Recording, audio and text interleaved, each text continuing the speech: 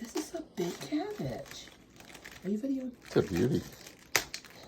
This is your first cabbage. Oh, oh. Okay, Thanks, Steve. We are excited. Tried to run away. It's a dense cabbage. Yes, it is, Fred. We got it. Okay, it's in half.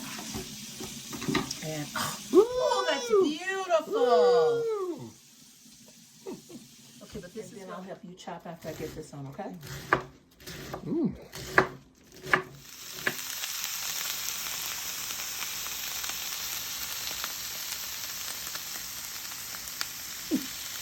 Okay. Expensive man, I wish we had the sound of this popcorn, but we didn't. I wish we had the smell. Well, officially called bastards. Any idea where that name came from?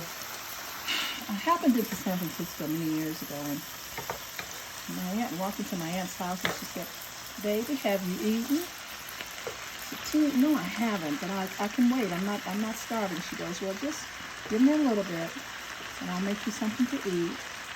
So I went downstairs and visited my tea Marie, and I came back up, and she goes, "Have you ever had these before?" And this is my tea Rosie, and she said, "Baby, these are called bastards. I had a few collard greens left in the refrigerator, and I just chopped up some cabbage and let the cabbage smother, and then I poured the greens over into it. So they're all mixed up." We're going So to where pour did the name come from? somewhere in the South. We call them the Gordon girls. Those are my mama's sisters.